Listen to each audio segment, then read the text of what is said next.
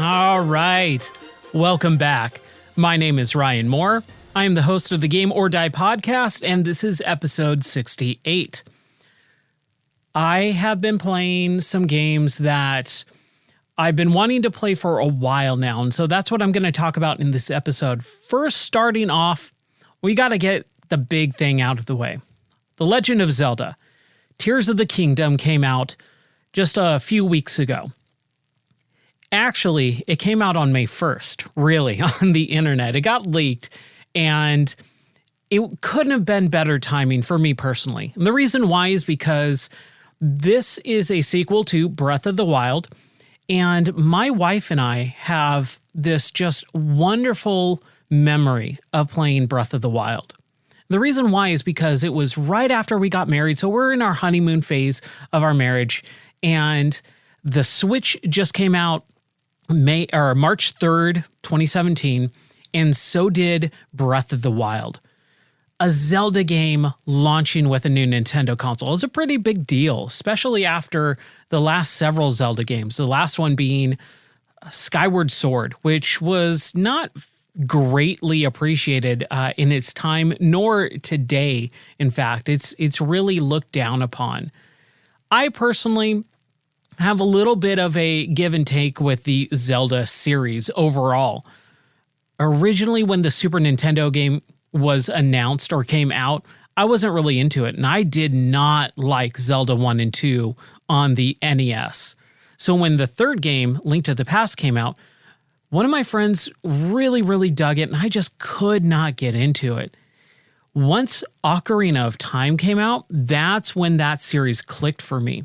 I really was super into the fact of going into this 3D world, exploring Hyrule and all that fun stuff, having an ocarina, which I thought was a really cool instrument at the time. I've always wanted one.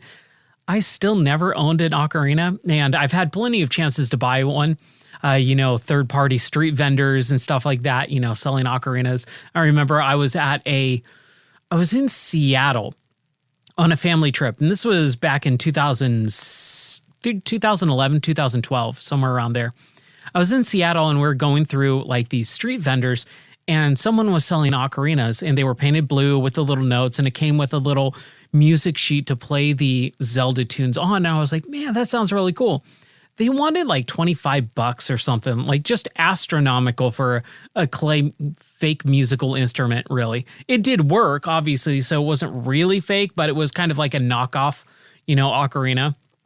And I just was like, I'm not spending like $25 for, a novelty. I just don't like doing that. So I've never owned an ocarina, but I really like the idea of owning an ocarina and being able to play like the Song of Storms and stuff like that. I think that would be really cool, but maybe I'll have to invest in a cheaper version of one at some point. I don't think that's going to happen nowadays, but whatever. So that's really when I started clicking with that series. Then Majora's Mask came out, and I played through it a couple years ago with my wife. I absolutely hated, and I still hate Majora's Mask. I think this is a bad Zelda game. I think it's a bad game overall just for the fact that it's so repetitious. It is so unlike everything else, which I'm fine with. I usually like things that kind of go against the grain, but Majora's Mask just takes it in a direction I do not enjoy. It's an unenjoyable game, which is why I don't like it. I don't want to get off into a rabbit trail already or a tangent because I do want to talk about Tears of the Kingdom, but definitely that is a game that is pretty much tainted that series. I still think there is good games in the Zelda franchise, but Majora's Mask is at the absolute bottom of the barrel. Then we came into the GameCube era / Wii with Twilight Princess, or no, Wind Waker, sorry. Wind Waker, and then Twilight Princess, and then Skyward Sword. And Skyward Sword is the one that most people, kind of just, they had their fill. And I'm the exact same way. They had their fill of the Zelda formula. And I've been seeing this go online a couple of times over the last couple of weeks as people finally got Tears of the Kingdom and are underwhelmed, perhaps might be the best way of putting it. But basically they're upset that it's not different, which is kind of weird. So they're like saying, they're not even that it's different. It's not the same Zelda formula that we've had so many times over. Like Ocarina, Majora's Mask, Wind Waker, and Twilight Princess, and Skyward Sword. It has this 3D formula applied to all of those games where it just started, a phrase is long in the tooth, which I hate that phrase, but that's kind of the way that it goes, is they just continually use the same formula. You're going to get the hook shot. You're going to get the Master Sword. You're going to get all these things in order, and you're going to get the Wind Temple or the Water Temple and the Wind Temple and, the Sand Temple or whatever it is. You're going to go to Gerudo Valley. You're going to do this. You're going to do that. It is the same game applied with a new coat of paint every time. And it just got exhausting. Like, there was nothing new about that series at a point. And it was just upsetting to me personally that series, which was really special and interesting, just was like, dude, you can't think of anything else to do new with this. And then when the 3DS version came out, which was A Link Between Worlds, they went back to the old Link to the Past style, but it's like the same map and it's the same this and that. And it's just like, man, they're so stuck in a rut with the series. Like, do something new. So when the Switch came out and we got a brand new Zelda game on launch day, Breath of the Wild was so vastly different than all the other Zelda games that it was like, oh, this is a breath of fresh air. Oh, this is so wonderful. That is something new. And I loved it. So did my wife. And like I was saying, it's a really special game between us because we have so many little memories, attached to that game at just a wonderful point in our life that it's just a special game in my heart. So I will love Breath of the Wild always. It's not without its faults. I think one of the biggest reasons that most people dislike that game or even have just an issue with that game is the durability of the weapons, which I totally agree. I think the weapon durability is an issue. I don't think it is a bad thing in the game to have weapon durability because it allows you to kind of mix and match your play styles. It allows you to mix everything up because you can't rely on the same single weapon throughout the entire game. All the other Zelda games, you have like a wooden sword, and then once you upgrade the wooden sword to a regular sword, and then the Master Sword. So you've got like at most 3 weapons in the entire game. They're all swords. Wooden sword, steel sword, Master Sword. And that's it. That's all you got. Yeah, you have bombs, and yeah, you have arrows and, elemental arrows like fire arrows and ice arrows, all that stuff. But like your main weapon is just a sword. What Breath of the Wild did is they took those sword, that weapon, and just branched it out so much. So now you don't just have a wooden sword, you have a tree branch. And now you don't just have a wooden shield or a steel shield, you have 20 different types of shields, like a knight shield and a moblin shield and all that type of stuff. And so it allowed you to not rely on a single weapon throughout the entire game. It allowed you, and it forced you to change up your strategy, which I liked. I do think that the weapon durability was a little, weak in certain aspects. Like you wanted to keep a good weapon, and so you would like hoard it until the time was right, but then you would be bummed when you used it because it broke. And then maybe it took you 15 hours to find that thing and you've only come across 2 in the entire game. Like, yeah, it's a big bummer when it breaks. So that is definitely one of the aspects that I can see why people didn't like Breath of the Wild as much as I personally did. But I don't think in and of itself that weapon durability is a absolute, deal breaker for the series. So when they announced Tears of the Kingdom, like 17 years ago, it feels like, it was several years ago, they announced it way too early. And this is something that we might have to come back to at some point, but the announcement of games, the gaming industry is super weird. And they announce games either way too early or, they surprise release games, which I think is fantastic. For a game series like, let's say, Zelda or The Elder Scrolls 6, for example, I think they release the announcement of the game being made too early, but I think it's for a good reason. It's to shut people up, is really why they did that, especially for something like The Elder Scrolls 6. They announced that like 5 years ago. I think like maybe 4 years ago. And the reason why they did that is because, hey, everyone is asking about when is Elder Scrolls 6 going to come out. It's been over a decade since Elder Scrolls 5 has been out. Where is 6? And they said, we're not planning on making that game for a good 5+ extra years. We have a game that we're making. It's going to take a few years, and then we'll get to working on Elder Scrolls.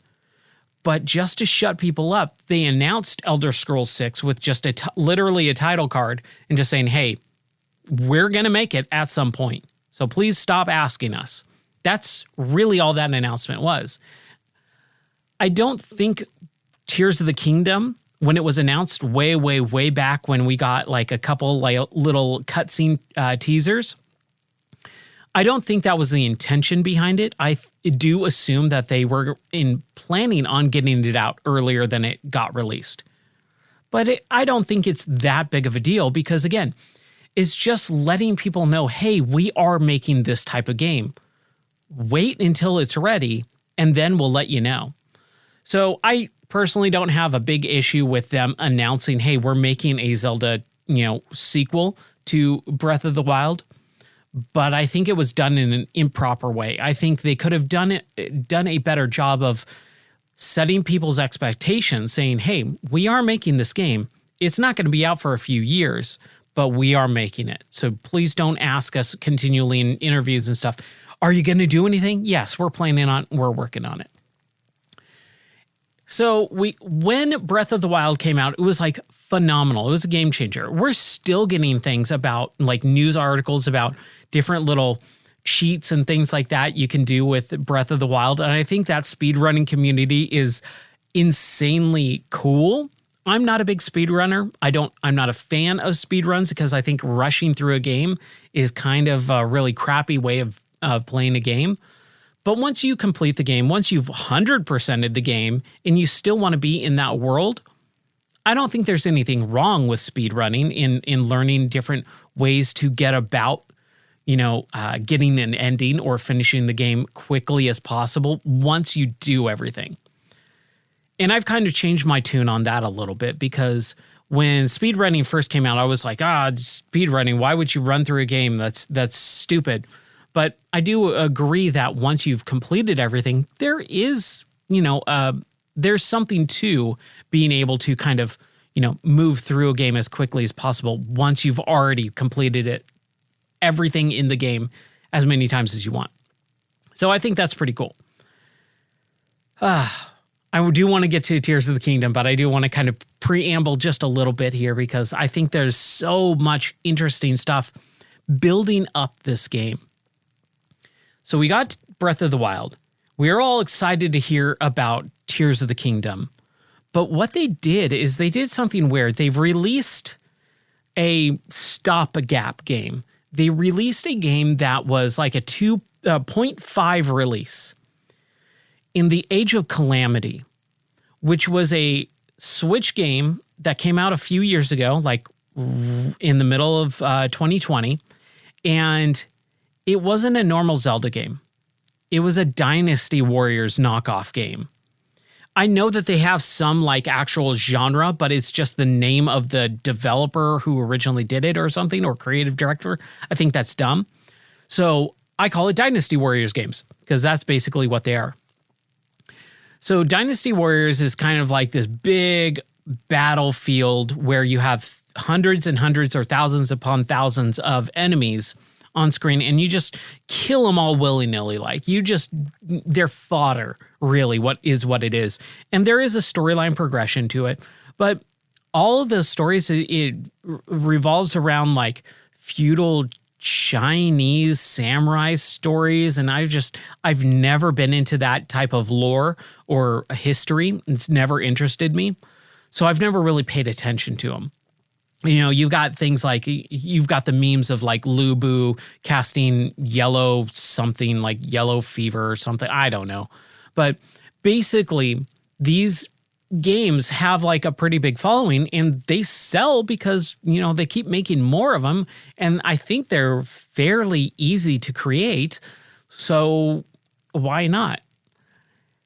Zelda put one of these types of games out, and I was like, immediately off put by it. I was like, whatever. I think I was more influenced by other people to kind of just write it off, though.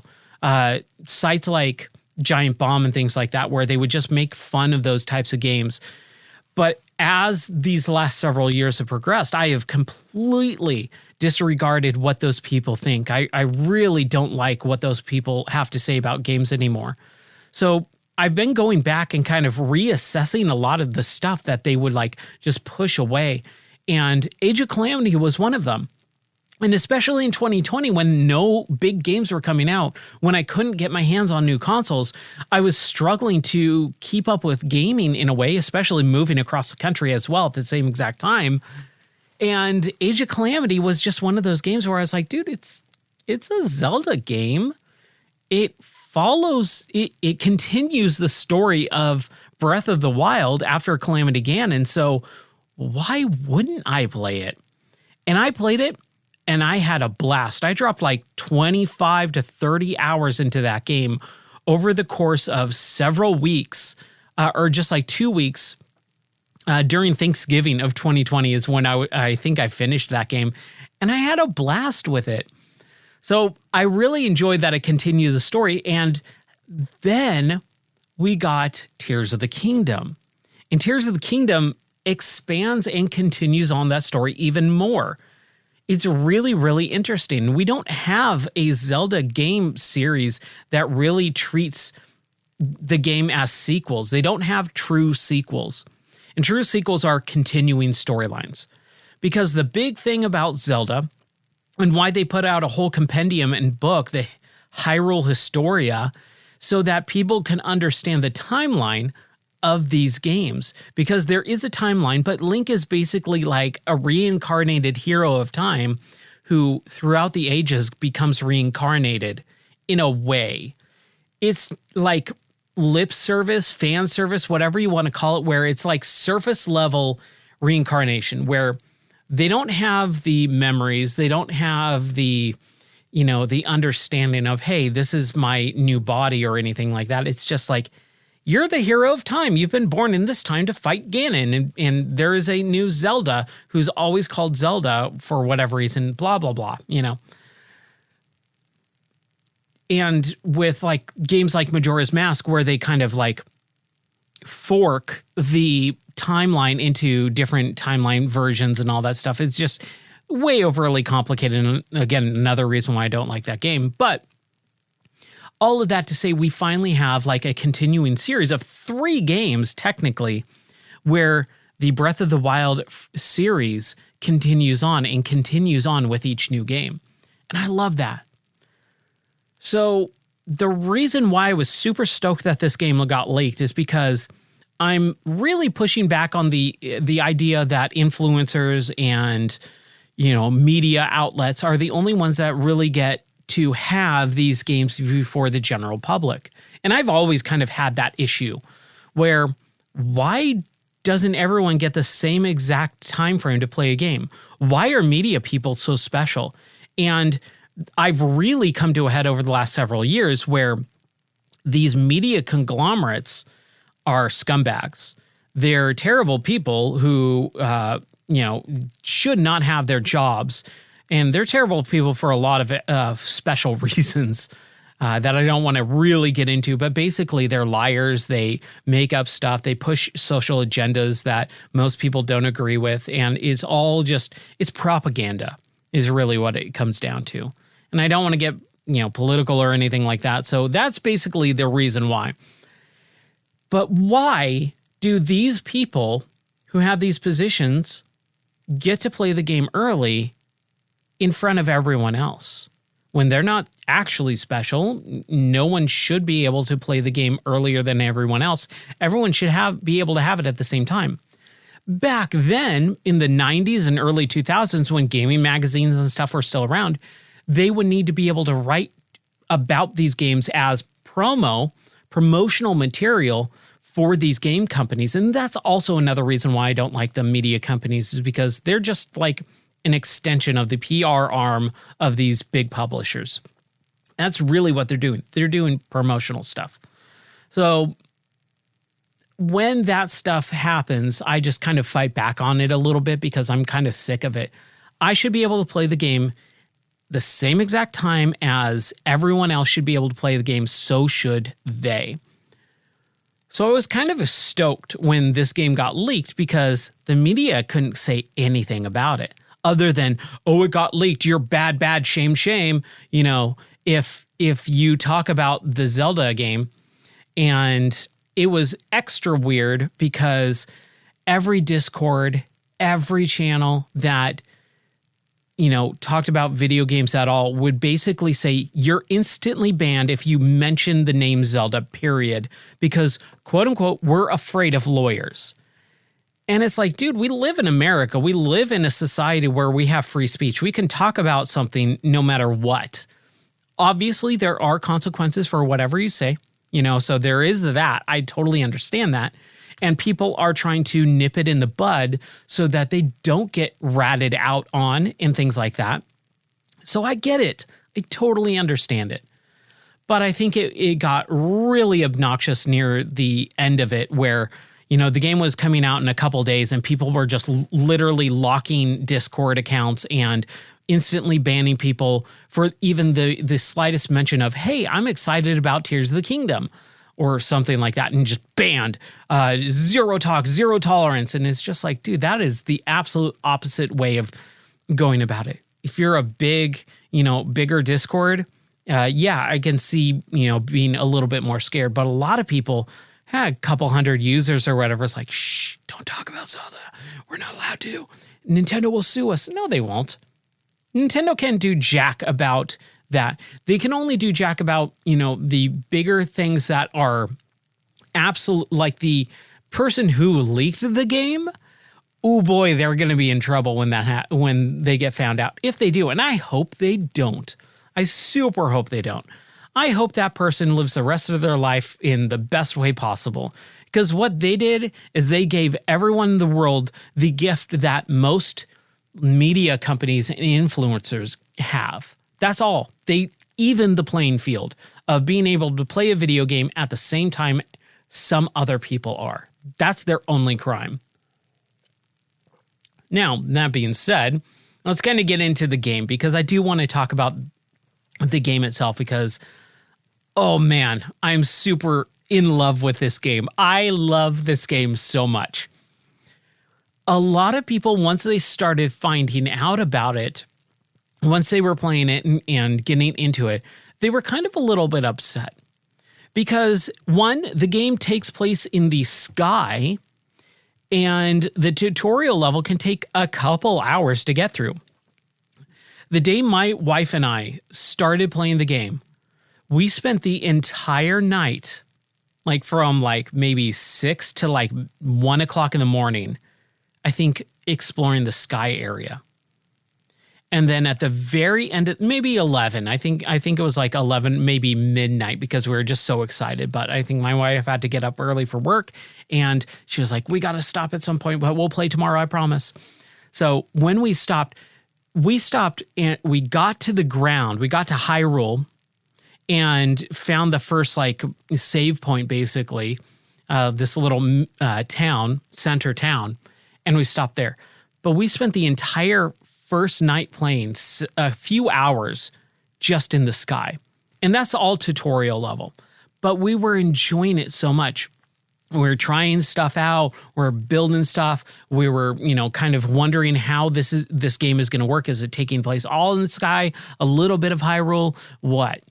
And we were just blown away by how fun and enjoyable the game is, because we're starting to recreate those, memories from when we were first married, and we're several years out from being married, and man, we're just having a blast. We're like newlyweds again. So I love this game for that, because it gives us back that playing this game together, having super fun memories. We're going to the store, we're buying just a grip of candy and just sitting on the couch eating candy all night, playing this video game like kids. Man, it's just a super fun, enjoyable time. I love this game for that.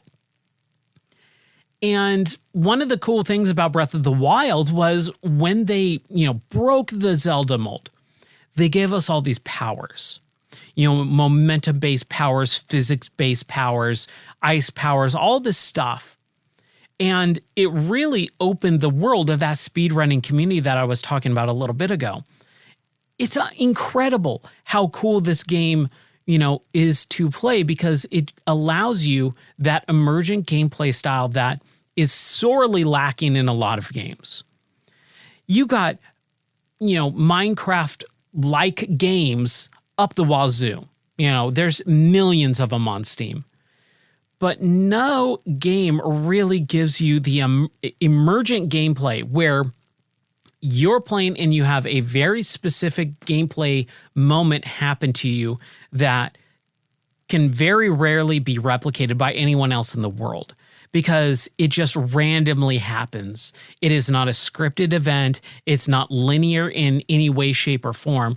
And that emergent gameplay style is all throughout these Breath of the Wild games. And I love it. I love it so much. Yes, there are scripted moments. There are scripted enemies. There are, all these things. But because of the open-endedness of all of this stuff, there's so many different things that you can do.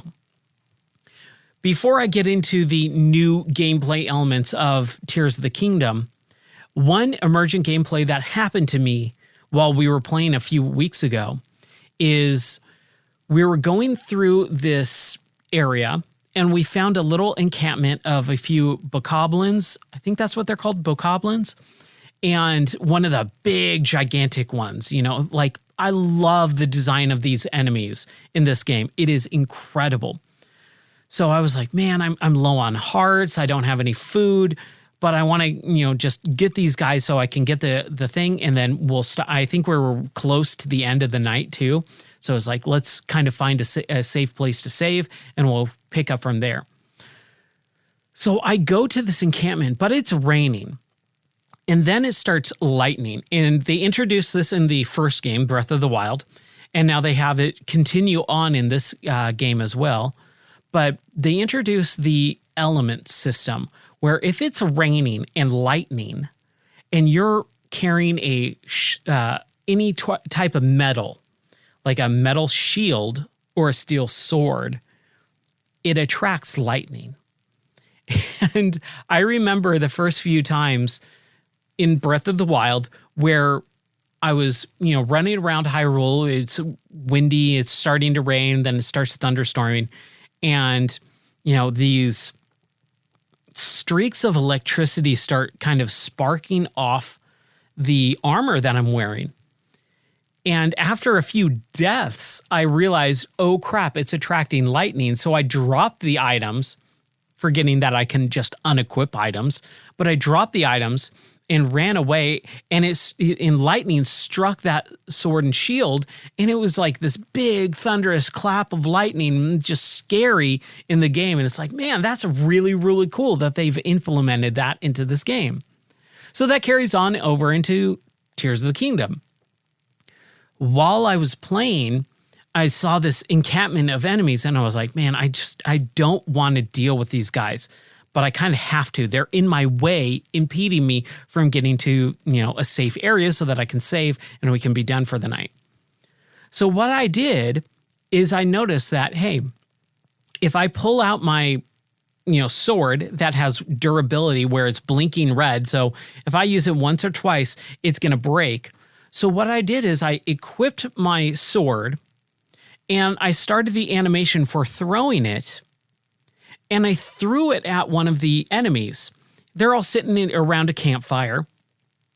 It hits one of the enemies, they get startled, and the thing starts, lighting up with electricity flowing. And then, bam, this big bolt of lightning comes down, strikes all the enemies, kills most of them, and then the big guy has most of his health depleted. So I take out my bow and arrow. That's a wooden bow and arrow, because if I was using metal, man, it would kill them, or kill me. So I pull out the bow and arrow, I shoot him in the head, done. And I only broke my weapon that was already going to break anyways. I was far enough away to where I didn't get hurt or wasn't even in the risk of getting hurt. And I got a couple new weapons, a treasure chest with some rupees, I think, in it, and then moved on to the area where it was kind of safe, saved it, and then we ended the night. That is emergent gameplay where I did not have that scripted, okay, there's going to be a encampment here and it's going to rain and thunder and lightning. And what you're supposed to do is use the sword and shield as a lightning magnet. No, that's not intended or scripted. It's just something that you can do within the world and the sandbox world that this game is. So I love that. I think that's just fantastic. Oh man, I love this game. Then, talking about just Tears of the Kingdom in particular, it did something a little bit weird because they removed, and this is something that I was not expecting. I was kind of expecting just this to be a sequel, just new gameplay or new story elements, new locations, kind of, but still taking place within Hyrule Kingdom. And, that's kind of about it. I thought I was going to get the same powers. The, what do you call it? The time manipulation and momentum and all that stuff. I thought we were going to get that. What they did is they changed it in a way to where you get new powers. The new powers are a little bit different, though. And I personally don't believe that they're better than the originals, but I think they are some cooler elements. So one, and this is the big one, is Ultra Hand. Ultra Hand basically is a power where Link's arm, gets all weird and deformed, and it gives him the power to hold up and attach objects together, basically glue them together. And this is a game changer for this game. The reason why is because this allows the game to give you the power to create basically whatever you want. It is insane the first time you use it and you realize, oh, this is what that power can do. So at the very beginning, this is the lightest of light spoilers because this is within the first hour of gameplay. But you climb up to this area. It's got this plateau with a few boards and this big metal hook. And then there is this grinding rail, almost like a roller coaster rail that goes from the Great Plateau that you're on. It's not the Great Plateau from Breath of the Wild. It's just a plateau, a cliff. And it goes down into another, floating island. Now, what I originally thought was, okay, this is going to be a little bit crazy, but I'm going to have to basically walk along this bridge almost, but it's a very thin rail and I can very easily fall off of it. And we attempted that once and then twice. I got a little bit further the second time, but I fell off and I was like, dude, this is going to take 5 minutes to walk slowly on this rail from this cliff to the other floating island. There's no way that that's intended. So let's try and figure out what we're supposed to do. I pull out the Ultra Hand And I take this, board that's sitting there. And I'm like, okay, what am I supposed to do with this? And I kind of put it on top and I'm like trying to use it as like a slide, kind of like a board going across both rails, because there's two rails side by side that kind of go down. So it looks almost like a roller coaster track. And I'm like, maybe they want me to build like a thing. So I put it on there, I jump on, it starts sliding, but it's just too finicky and there's nothing to hold the board in place. So I can't make like a mat to hold it on, like a cart almost. So I'm like, well, what else? There's this metal hook. Well, the metal hook could go on, and then I put it on there and I'm like, maybe I can ride on top of that, but no, it's super thin and that's not going to work. And then I realized you can attach the hook to the board and then place the hook board onto, and it's basically like a little gondola at that point. And once I do that and it starts sliding because it's metal on metal and it's angled so it slides down the rail, I'm like, oh, you gotta be kidding. That's what I'm going to be doing in this game. And it blew my mind in a way most games never do anymore. It's that moment, right? Where you're just immediately unlocking the possibilities of what this game is allowing me to do. And the game continues on with that a little bit later on. Again, in the same tutorial area, after you do that, then you have to get across this big lake. Well, in these Breath of the Wild games, Link can't swim for very long. He's got a stamina. So as soon as you start swimming, your stamina meter starts depleting. And when it starts depleting all the way to the very end, when it's gone, you drown and then you teleport back to land where you first dropped in and you're there. So you got to figure something out. Gigantic lake. Well, they have like this kind of template almost where they give you a couple broken trees that are already attached together. I think I could be misremembering this. This is about a month ago at this point, right? So they have these trees glued together and you realize that you can cut down trees because the original game let you do that. And then you are left with these gigantic logs and you attach the logs together and create a raft. But how are you going to cross a flat, placid lake that is not moving? There's no current in it. Well, you have tree branches that act, or I think there's a sail. There's literally a sail kind of like hanging down, on the ground or whatever. So you attach the sail to the raft and there's wind. So it starts pushing you through.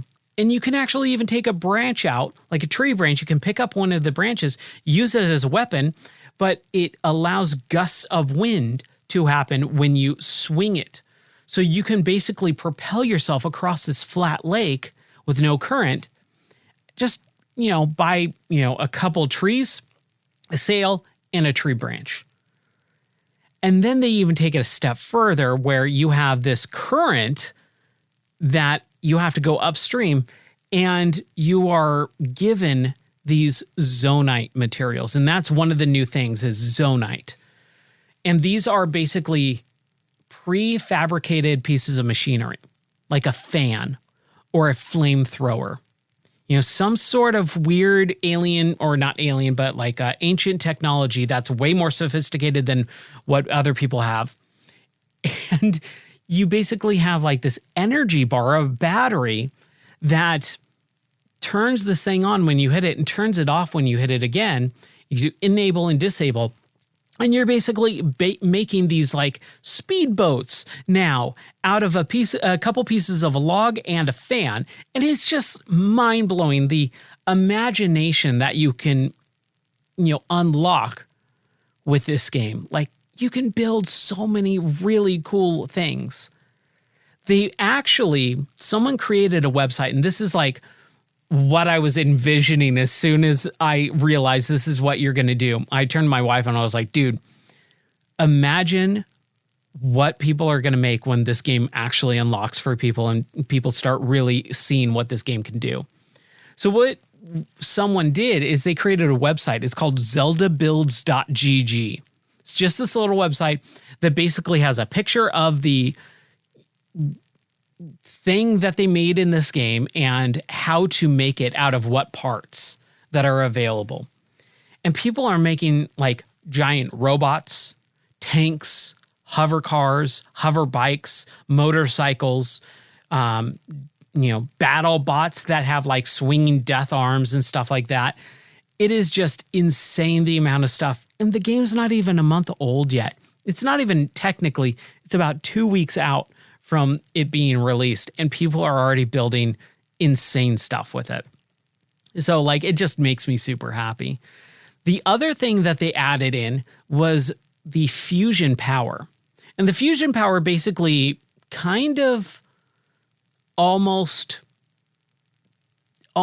takes away the issue of weapon durability.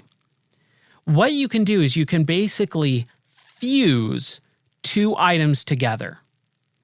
So you can take a sword and then you find a spear and you fuse the spear and the sword together. So now you have a spear with a sword attached, like literally glued onto the very end of the spear, and it doubles the damage, doubles the durability of the item. And you don't just have to do that with weapons. You can do it with elements as well.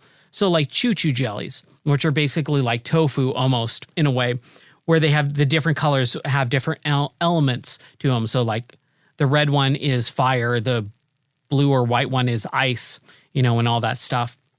And you can attach this element to it so that you can swing it and you can have an ice sword or a different type of rock that you find, like different elemental rocks like ruby and sapphire and stuff like that. It also gives different elemental powers to the things that you're fusing. You can also add those zonite materials, like they have this like lion's head that shoots flames out. One of the first things that I fused was a shield with that lion's flamethrower head attached to it. So whenever I blocked, it shot fire out. Like, it is just unbelievable the cool things that you can do with this game. And it's like, dude, this is what video games should be, allowing you to have creative fun with these sandboxes. Not every game needs to be this, and it would be super boring if every game was this. But that is why this game is so special, is because it unlocks a lot of potential if you are creative enough. And I fully admit, most of the time, I kind of go for what's the quickest, easiest way that I can achieve my goal. So if I need to get up high into the sky and there is a board, a balloon, and a flamethrower, I can just do the basic build of putting the board down on the ground, attaching the balloon to the board, so it's basically like a hot air balloon, and then attaching the fire to it so that it shoots flames up and then blows up and then starts, lifting into the sky. So it is literally building a hot air balloon with a platform that I can stand on so that it goes up into the air, and when the flame, stops, I'll start floating back down to the ground. But that's like the basic way of doing it. Now you can use zonite capsules, which are, little capsules that expand into kind of whatever you get in the capsule. So like a flamethrower or some sort of, wheel or a battery or whatever it is. So a fan, perhaps. So you can do all this stuff with it. And that's kind of what you're supposed to be doing, is you're supposed to be using these capsules to create creative, new different elements. But if you don't have those capsules, or if you are a child who, might not realize, hey, I can build this stuff, and you have the little pieces to give you the starter kit, basically. And then the game allows you to expand upon that starter kit to kind of create your own creation. I love it. I think it is just the coolest thing in the world. So Fusion allows you to build upon these weapons to create not just elemental weapons, but also attach weapons to other weapons, which is what I usually do it for.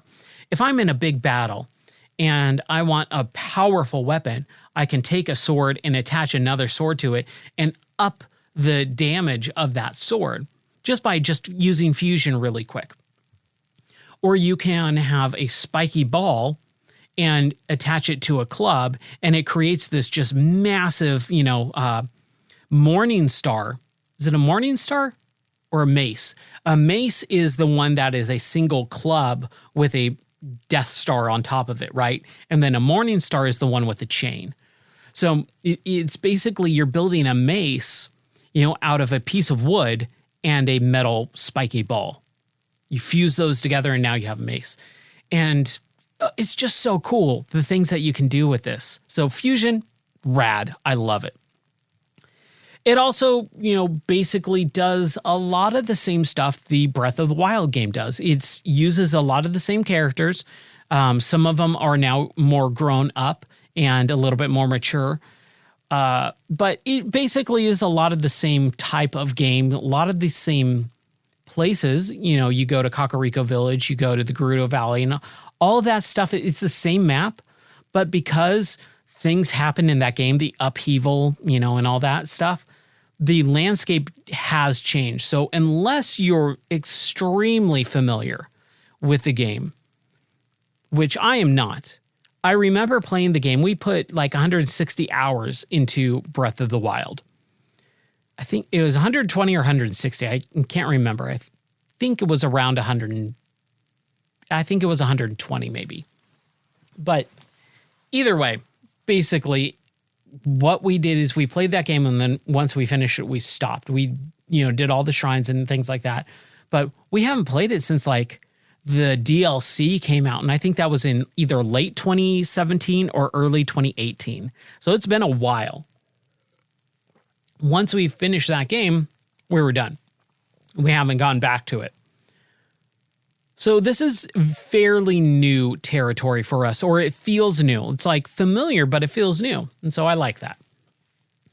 One of the characters, Hestu, is the Korok, or it's like, he looks like a big piece of broccoli, but he's like a tree, nymph or something like that, where he has all the Koroks that take the Korok seeds, and same thing happens. All the Korok seeds, get scattered across the land. The Korok people are hiding them, so you have to do the little puzzle to get the Korok seed. There's a new Korok seed puzzle, which I personally think is kind of interesting, but I think there's way too many of them, and a lot of them, the beginning ones that you come across, are like this, where it's a big fat Korok who doesn't want to walk, and he's got a big old backpack on him. He's like tipped over and he's like struggling, like, help me, help me, help me. And he says, oh, I have a friend who's way over there. Can you please bring me to my friend at that campsite? And it's like, you do it once. Hey, that was funny. All right, cool, whatever. You come across it again. It's like, oh, maybe he's, just kind of reappearing. It's all different Koroks, all different locations across the map. There's just too many of them.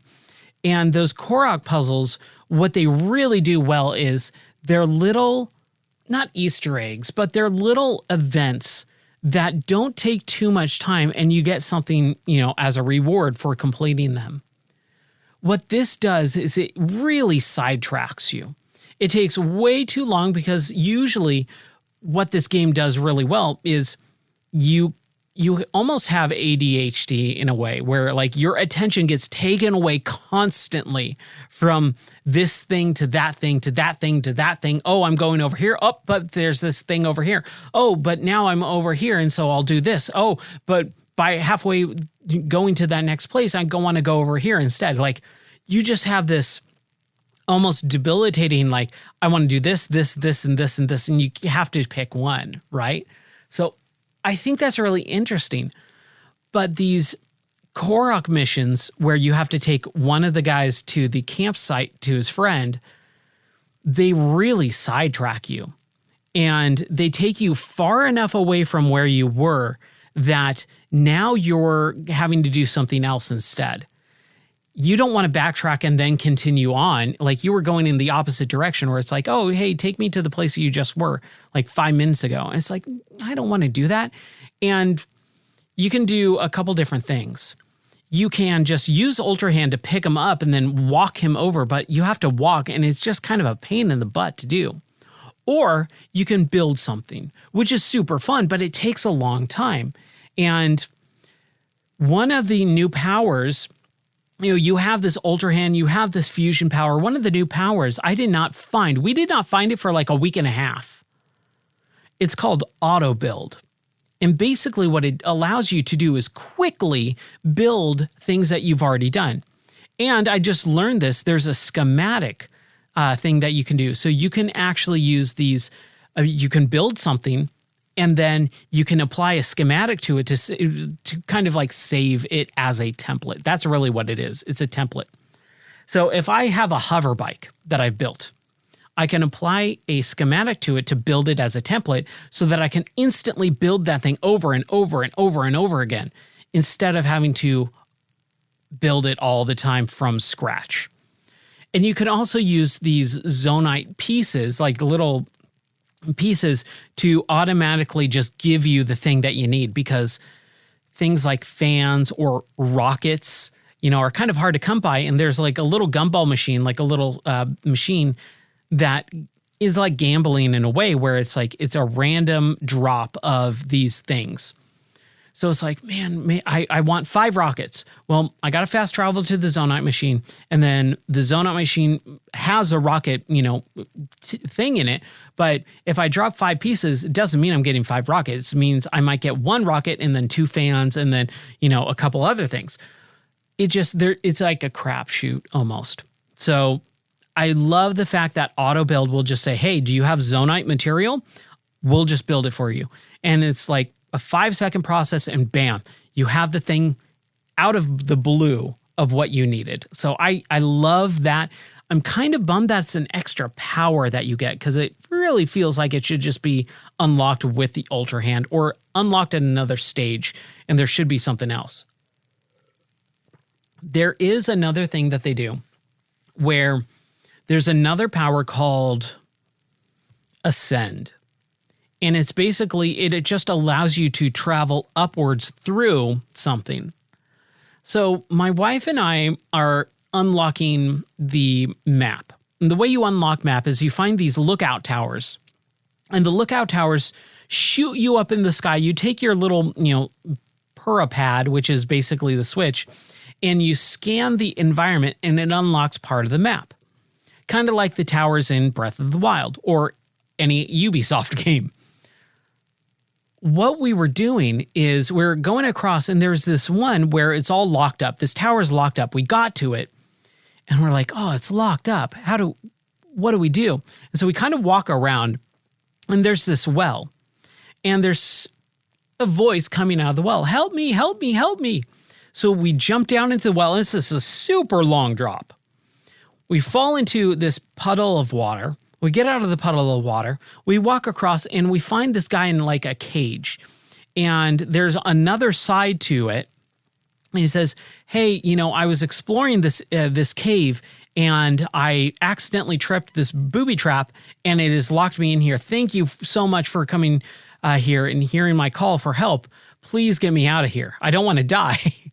So this whole area that we dropped into, we did not know how to get out of, because there's no way other than the way we came up, which was the well. And when you drop into the well, it's really far down. So what we did is we spent like 5 minutes trying to figure out how to get out of this well. And climbing up, you have only a little bit of stamina. And so we're climbing. And then we get to like almost the very top, we lose our stamina, and then we'll fall back down. And then I would have to have food to use to build up my stamina more than what I am allowed to have. And so we spent like 5-10 minutes trying to get out of this well. We finally did, just barely. And I was like, there's no way that that's what we were supposed to do, because the game wouldn't soft lock you. Like, what if we had no food? We had no food. We have no stamina. The game is not going to save me down here and keep me down here and soft lock me until I respawn at a previous autosave where I'm not in the well to begin with. So we're going around. We find the guy, we unlock, and then we go around and find the entrance to the cave where he was, help him out, unlock him, and then I'm back in there. And my wife was like, we're just trying to figure out, like, what were we supposed to actually do? Because there's definitely a way that the developers want me to solve that puzzle. And then my wife was like, don't you have that ability that allows you to, like, phase through, mountains?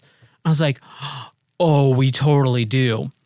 So we unlock we're like back down at the bottom of the well, and we use the ascend feature, and it just literally pulls you up through the mountainside and then pops us back up at the top of the well. And it's like, oh, that's how you were supposed to do that. We totally forgot about that. It's definitely a forgotten power of that game.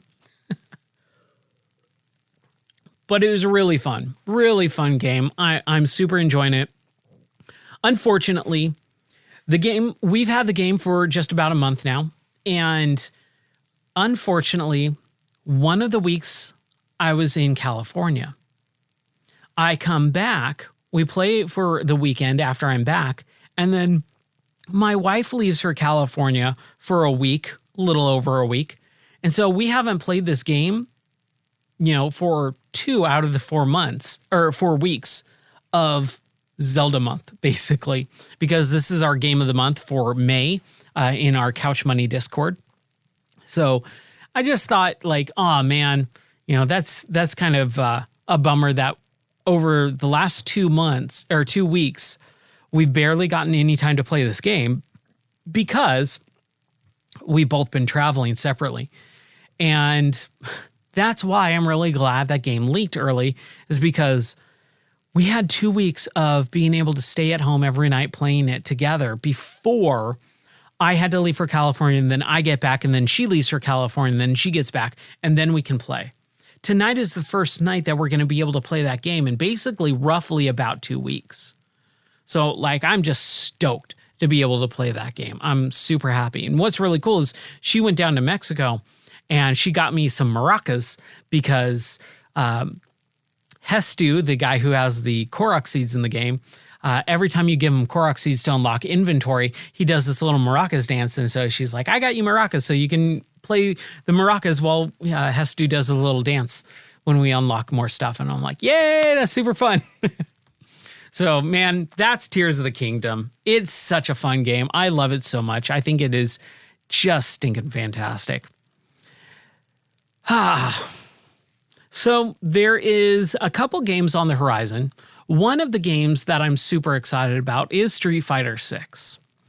I'm not a fighting game, but I downloaded the demo a few weeks ago, and the demo seemed really cool.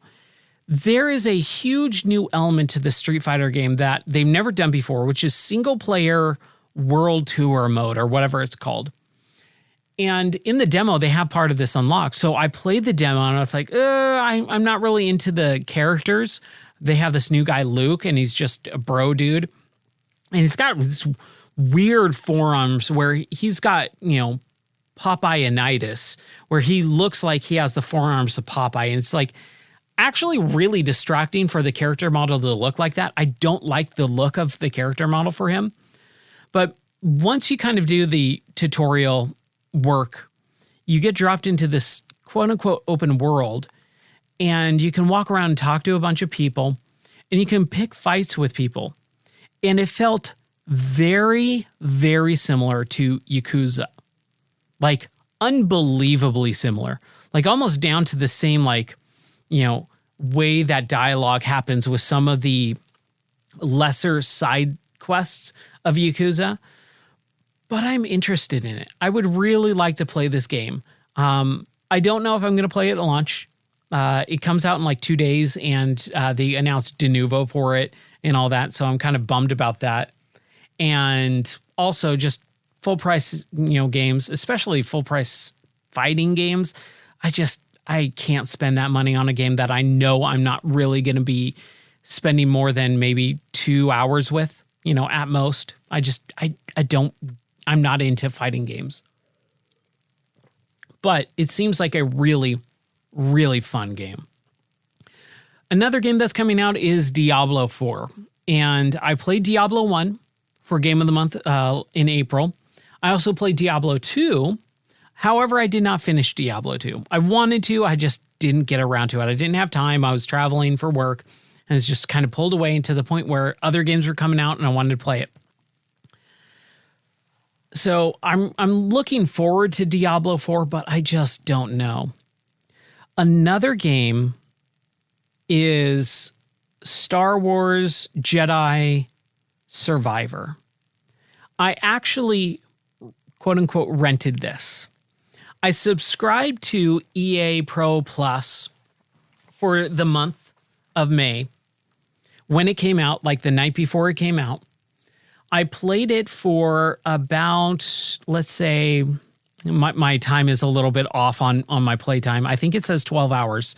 I think 5 of those hours were basically spent at the emergency room with my wife last month. So unfortunately, my timer's a little bit off. But basically, I played probably about 8 or so hours of that game. And in those 8 hours, I had fun. However, this is one of the bigger games of this year that has had a massive issue technically. And it really destroyed my enjoyment of the game to the point where I just stopped playing. I had that game freely available to me for a month, and I stopped playing within the first 3 to 4 days. And then I didn't touch it for the entire rest of the month because the game looked awful, it played awful, even though the game was fun or it seemed fun. And the technical issues were just too much for me to really go, you know what, I'm bothered more and I'm paying attention more to the technical issues than I am to the game itself. So I'm just going to stop until it gets fixed. I don't know if the game is actually fixed yet or not. I don't think it's actually perfectly fixed. So I'm going to wait, but I will get around to finishing the game some point during the next 6 months or so, because we're at the 6th month. We're at the end of the first part of the year. Today is the last month of May. And so June, bam, we're in the second part of the year now. So in the next 6 months, I will be playing Jedi Survivor at some point. I just don't know when. But it's a kind of a bummer because both Diablo 4 seems really fun, Street Fighter 6 seems really cool, and also Jedi Survivor seems rad. And I want to play them, but they're all games that I might not spend too much time. I'll finish Survivor, but I don't know if I'll finish Diablo 4. I know I won't finish Street Fighter 6 and put more than a few hours into it. So I'm just not going to buy those. And I'm really trying to be better about the games that I play and the money that I spend on games. Gaming still is my main hobby. It is my passion. I love video games, but they are veering into this weird territory that we were in before, but just quality has gone down the crapper. Technical issues are just rampant across pretty much every game being released now. And then also we have games skyrocketing in price. So not only are we paying more for video games, we're also getting less quality. So we're paying more for worse games. And I just think that is unexcusable. So I'm just kind of stopping my spending of video games right now and really going back into my library of games, which I'm super into right now. I've been playing a lot or gathering my collection of digital Xbox 360 games. And playing around with digital 360 games, I was going back to some that I never finished. One of them was this little 360 Xbox Live arcade game called Feeding Frenzy. And basically what it is you're this fish and you have a screen of other fish on the screen. And you go around and eat the fish that are smaller or equal to size with you. And then anything bigger you can't eat, and they can eat you instead. You eat a certain amount of fish that are smaller or just as big as you, and then you grow in size. And those fish that were bigger than you are now the same size as you, and now you can eat them. And it's this cool little progression that you don't see a whole lot in games. And it's very interesting. Unfortunately, the first game is a very small game, and it's really easy. I think I beat it in like an hour and a half, the whole game in an hour and a half. And the control is very squirrely too. It's just really slippery. Same thing with the second game. The second game is way harder, and it includes a lot more, just fun stuff to do, better power-ups and things like that. But the control even felt slipperier, and it was really hard to control. So that took like 4-ish hours. I think 3.5, 4 hours to complete. But I had a real fun time. My wife was out of town, so I kind of just sat down for a night and played through both of these games that I've always wanted to play through and had fond memories of the first one. I never even played the second one. But I got to the first one, I played through it, and I was like, I want to play the second one. I want to see what it was like. And I played through it, and I was like, yeah, that was really fun. Not amazing. It's childish-ish in nature, but not too bad. Not where it's like, oh my gosh, this is made for children. It's like, no, this is kind of made for everyone to just kind of pick up and play. So I really had fun with that. And then another game that I've been playing a lot is a game called Pinball Arcade. Pinball Arcade is really interesting because I have always had a real weird relationship with pinballs. Pinball machines are really interesting because they're not video games. They have video game elements to them, especially like the more modern ones, but most of it is all tactile feed. Physical metal balls that go up and down a playfield, and you have to complete objectives. And this is something that I didn't learn until the last decade or so, when they started releasing pinball games that are actual real pinball games in video game form. And that's what the Pinball Arcade is. It's about 100 tables of our actual real life pinball tables replicated in the digital format so you can play them on a TV. It is so cool, so fun, and most of the time it works perfectly fine as a alternative to a real pinball table, because real pinball tables are massively expensive. They're thousands of dollars. If you want a pinball table, you are paying at least about $1,500 to $2,000. That's even now, especially now. If you own a real pinball table, the parts are very sensitive, and so they are prone to breaking, and the maintenance is astronomical if you want it to function properly as well.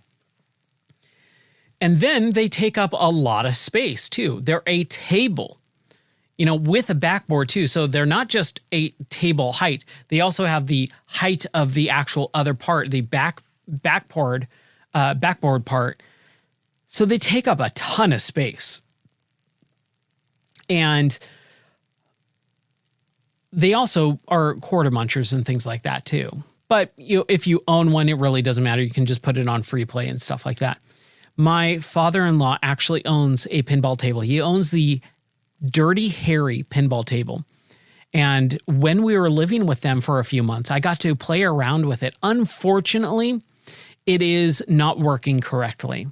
The only part that's actually not working is the display part. There's this LED dot matrix board that was not working. Unfortunately, like I said, the maintenance is a big thing with pinball tables. So he bought this thing. It was working perfectly, but when they moved it into the garage, the display wasn't working, so you can't go through the menus, you can't start it up, you can't figure out the how to put it in free play mode and all this stuff.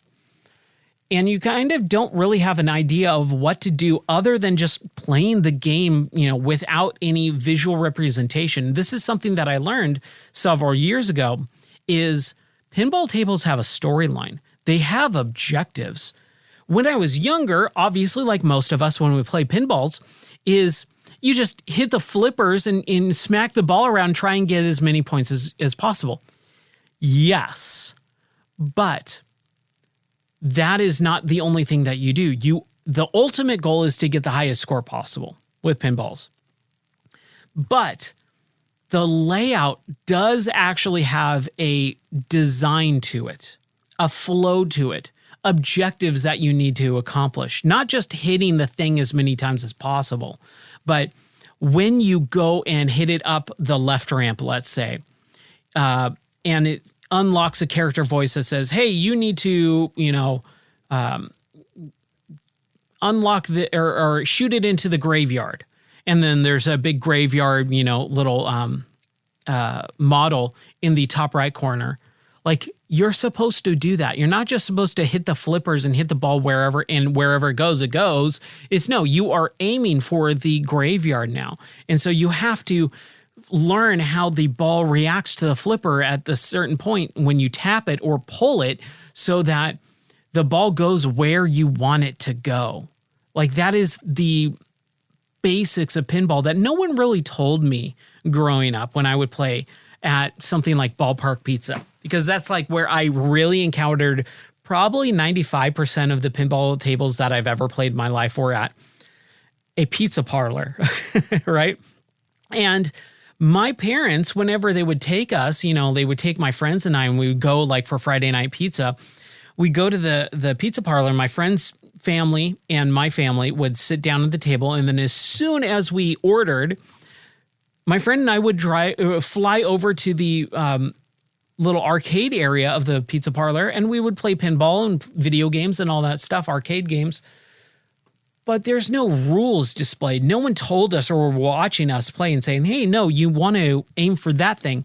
Oh, the lights are flashing in this order, so that's kind of trying to indicate you need to go to this area and get the ball in there. Like, that unlocked a whole realm of like understanding of, oh my gosh, there's more to pinball than just hitting a ball and wherever it goes, it goes. Once I understood that, man, I've been really addicted to pinball, and I would love to have a pinball cabinet in my house at some point. But like I said, they take up a lot of space. They're super expensive, and they require a lot of maintenance because you got solenoids and things like that that are just so fragile. Like, if you move it, something might break inside. Luckily, my father-in-law's Dirty Harry pinball cabinet, it's just a display, and they make better versions now, but they're still expensive. It's like $300 to replace that LED dot matrix display. And that's just a lot of money to ask someone to spend to get something kind of better working than it already does. Like, it does work. And I spent hours out in the garage in the wintertime freezing my butt off trying to play this game, but it's just, it wasn't meant to be. I'm kind of bummed.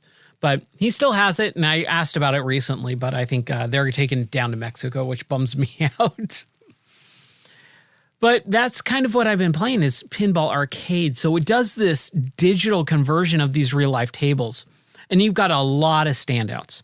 You've got the Addams Family, Twilight Zone, Terminator 2, Earthquake, Judge Dredd, Bonsai Run, Cactus Canyon. You've got all these fun houses, another Theater of Magic, Arabian Nights. Like, you have these amazingly fun pinball arcades that are converted to digital so you can play them with a controller. And over the last month or so, I've been really getting back into it. And I say back because when the game first came out, I was like really addicted to it, but I was addicted to the tablet version. I thought the tablet was because you can rotate a tablet vertical. You have a larger playfield vertical than you do have wide or horizontal because you have a 16:9 normal on a TV or projector. But if you rotate it 90 degrees, now you have a 9:16 9:16, which is taller than it is wide. And that aspect ratio with a tablet is way more fun. You're having it very close to your face as well as you're playing. You're holding it and you tap the left or right side and it activates the left or right flippers.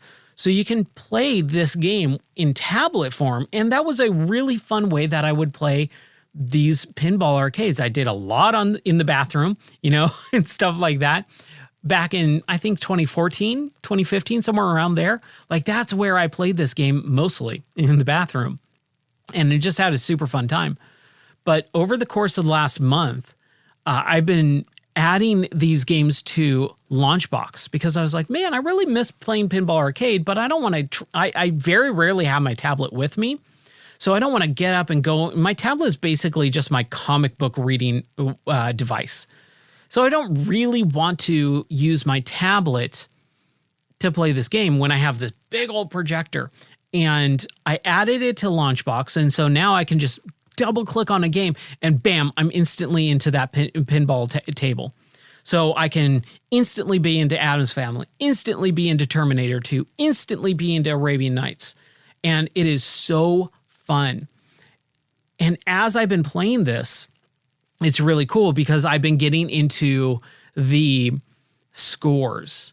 I am not a high score guy, but because pinball is so singular focused and there is so much nuance to pinball tables that I've been really gravitating towards really learning how a table works and just trying to get the highest score possible, which is really hard to get number one.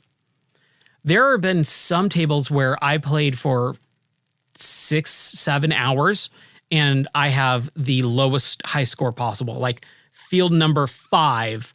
Like you have the top 5, I'm number 5, and number 1 is like astronomically like way more than I can even get on my best try. But there are some others where I've just completed it so many times. I know how it works. I know exactly when to hit the flippers to get the ball to go exactly where I want it to go. And you get that Pinball Wizard Zen mode that I've filled out the high score, all my initials for all top 5. Like, I love it, man. It's super, super fun. So my top 3, let's say top 3 tables that I've been playing. Number 1 has to be Medieval Madness. Medieval Madness is like this castle, medieval style pinball table theming where you have this big castle that you are supposed to, infiltrate and knock down. You have catapults that launch, chickens or cows or bowling balls or skulls, depending on, which one you get as it cycles through the roulette of, hey, you've got a cannonball to launch through the catapult. You've got a skull or you have a bowling ball or whatever it is. You get a certain amount of points for those. You can hit the gate the drawbridge. You hit the drawbridge a couple times, then the drawbridge drops out. Then there's a gate after the drawbridge that you have to continually get the ball to hit against. And then you do that, I think, 3 times, and then the gate will rise up. And then you physically can hit the area where the drawbridge and the gate are, and they're both open, and it allows you to launch the ball into the castle. And when that happens, then the castle actually, like, the towers kind of shake back and forth, and it explodes the castle, and you get X amount of points for that. Learning how that table works was really, really fun and interesting, but there's one aspect that I don't like.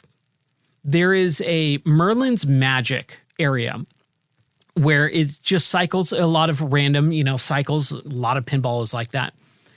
And there's one that is activating trolls. And these 2 trolls pop up from underneath the board, and they're positioned in a certain way where when you hit them, if you hit them X amount of times, they'll drop back down and they'll go away. But if you hit them most of the time with the flippers, they will push the ball, basically, like you hit it at an angle, and most of the angle will send the ball straight down the middle of the playfield to where it's that gutter area in between the 2 flippers. And so you cannot have the ball hit those trolls, because if it does, you basically lose your ball. It's like almost guaranteed. So that one is really hard, but that's probably my favorite pinball table. My second favorite is probably Right now, it's Monsters of Rock. It's the universal monsters: Dracula, Frankenstein, Bride of Frankenstein, Creature of the Black Lagoon, and the Mummy, and Wolfman. They're all on the playfield as like little characters. And you basically activate each character at a certain time. And when you hit X amount of points for that character, they get activated. And then when you activate all of them, they are a rock band and they start singing. And it's really fun. The multi-ball is really fun to be able to get to. And it plays this song. I can't remember what song it plays, but it plays the song in the background as you have multi-ball. And it's just like things are lighting up and sounds are happening. Your music's going on. It's just a super fun table to play. That I've been really playing that the last few days, and I've been having a blast with it. I got number 1, which I think was like 1 billion points or something like that. Super, super fun. And then the third one, it's a toss-up. I think I wanted it to be Terminator 2, because that is one of my favorite pinball tables that I remember playing. So the thing with Terminator 2 is it is a really hard pinball table, like unbelievably hard, to where you have not a lot going on screen, not a lot going on the table itself, not a whole lot of extra stuff, and a lot of there's a very wide gutter lane, and then also on the sides as well. And basically, it's really hard to get the ball going where you want it to go, and then not having it just automatically go to the outside gutter lanes or straight down the middle and lose your ball. It's a really hard table. I want that to be my favorite table because I love Terminator 2, but it's really hard. It's a toss-up between either the Addams Family, which I really like, but there is with the Addams Family table, it's really cool because they got Angelica Houston and Raul Julia to actually voice part of the table. So they did actual voice dialogue for the pinball table that is exclusive. It's not part of the movie. It's not like movie lines ripped out. They actually recorded special dialogue for it. So I think that's really cool. There's special things in like the little video section on the screen as well too. The two issues with that is, one, you have this underneath, I believe, is a spinning magnet. And when certain things happen in the table, that spinning magnet gets activated, and when the ball is rolling through the table, either up or down or through the sides or whatever, if that spinning magnet is activated, it will move the ball in a direction that you don't know it's going to go into, and it can cause a lot of like lost balls. Like it's just thrown it right down in the middle when it was definitely going towards my right flipper or whatever. Or it will throw it into the gutter lane or something like that, and it's just like, oh man, that sucks. Like I had multi-ball and, it just shot each one because of just the random timing of that spinning magnet underneath. Shot each ball, instantly into the gutter. And it's just like, oh, that sucks. But I really do like the actual table itself. There's a lot of fun stuff. There's a lot of cool animations on the screen and things like that too. But I think probably my favorite is probably Arabian Nights. It is an it is an Arabian genie style game where you have this genie that has his head there, and you basically having someone tell you a story like Alibaba and the 40 Thieves, the Temple of Scheherazade, the Jewels of the Nile or something like that. And you have a genie that gets activated where you have this spinning lamp as well. So you hit the lamp a certain amount of times and then it unlocks the genie. You hit the genie with the pinball and then it unlocks the genie's wish and all this stuff. And it's just like, and multi-ball as well. And you just yells, multi-ball! And same thing with Medieval Madness too. It's multi-ball madness. It's just, oh, it's so fun. So I've been playing a lot of pinball and I've just been having a blast with it. What's really interesting is there's two companies that have been doing pinball. There was Pinball Arcade that did the first one. And what they did, and this is back in like 2012, 2013, they did a lot of Kickstarters. It was either Kickstarter or GoFundMe or something. I can't remember exactly what it was, but basically they would have a Kickstarter fundraiser for the table that they wanted to do next, trying to get licensing for it, and then also buying the table so that they can digitally scan all the elements and put it into their game engine and recreate these using real life assets. Like, I love that. I think that's one of the reasons why Pinball Arcade is so fascinating, is because they said, all right, we want to do the Terminator 2 pinball next. So we got to go we got to raise enough money to buy the licensing from Universal. And then we got to buy a Terminator 2 cabinet, which costs, $5,000 or $2,000. And then we got to, scan all the stuff. So if we raise enough money for the licensing and buying of the table, then we will put it in our next, as our next DLC. They were doing that, but at a certain point, I think like 2016 or so, they announced that they lost the licensing for all their pinball tables, or like the licensing expired or something like that, and they were closing up shop. And instead, and I think this is what happened, is the license got pulled and given to a different developer. The developer is FX, Pinball FX, and they were doing not real life tables. They were doing their own thing. They were doing fictional tables where it was built like a normal pinball table, but it was all digital. There was no real life table associated with it.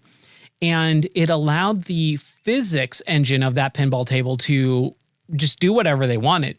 So kind of like a NBA Jam, where like the ball could, be set on fire, and then the gravity could get reversed. So instead of having the ball, go down the lane, it would just start floating up, and you would have reverse flippers, and you would have to constantly be pushing the ball back down into the middle of the board instead of having it be pushed up through the board.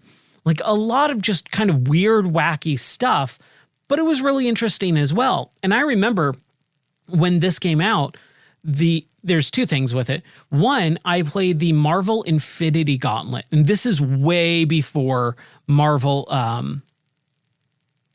Endgame and all that, like the Infinity quote unquote stones. No, it's Infinity Gems, and it takes the storyline of the Infinity Gauntlet storyline and actually gives it some really cool stuff. So like, you'll hit Thanos and he's like, "You clown, you dare defy me," and all this stuff. And it's just super, super cool.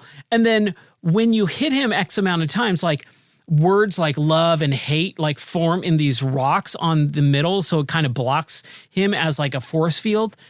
That could never happen in real life unless it was like a door where it just pulled up like, some wall that's like sticker that said, love or hate or world or power or whatever it is.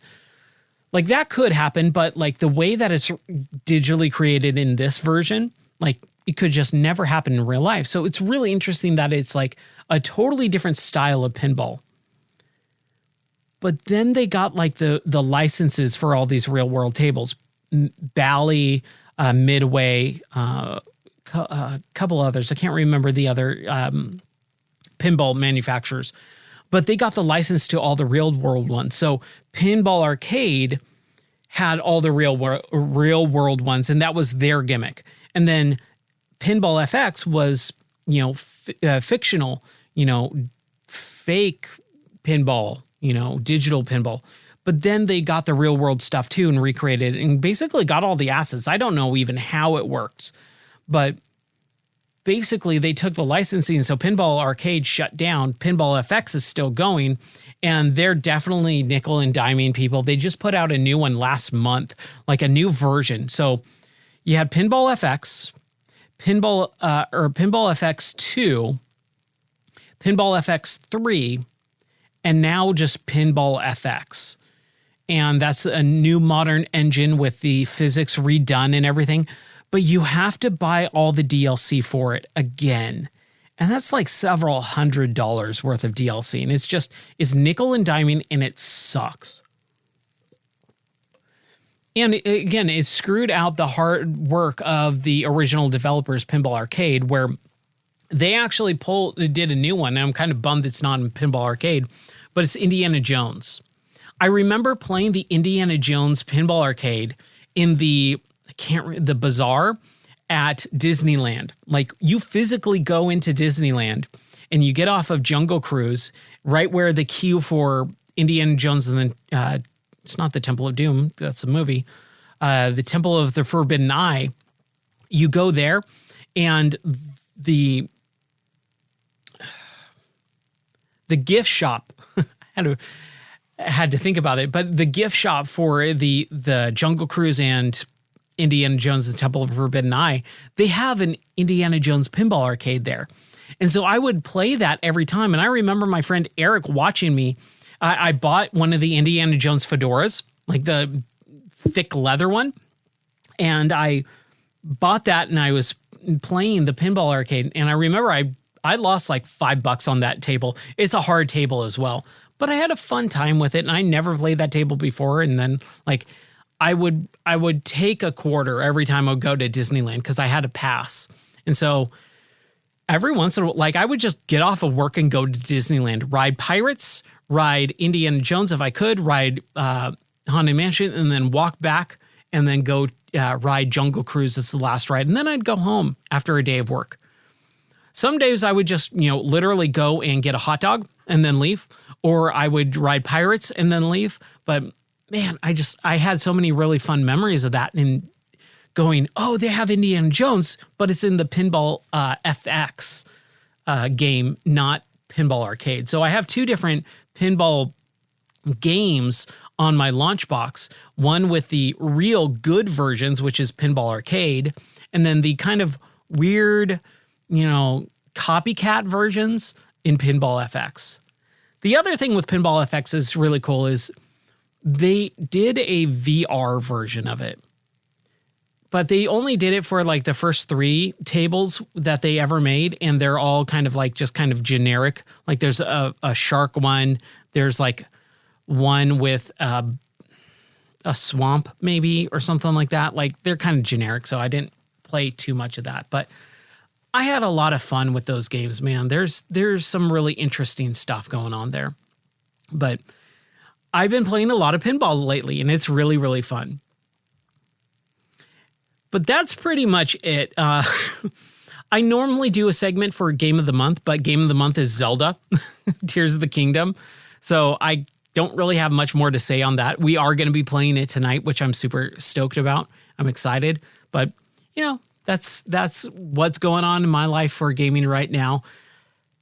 We are just at the halfway point of the year. I'm really looking forward to seeing what happens with this summer with quote unquote E3, because E3 doesn't exist anymore, or is gone.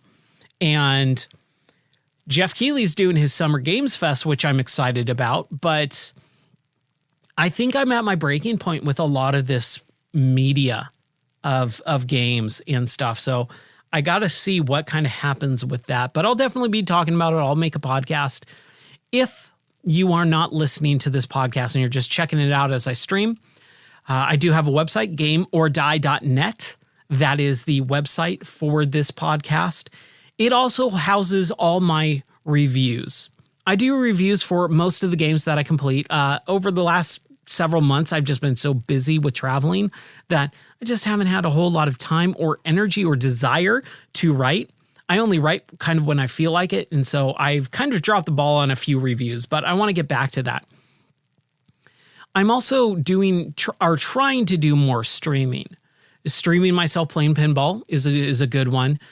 Stream myself doing these podcasts, and then just playing games at regular too as well. However, I do stream for a job.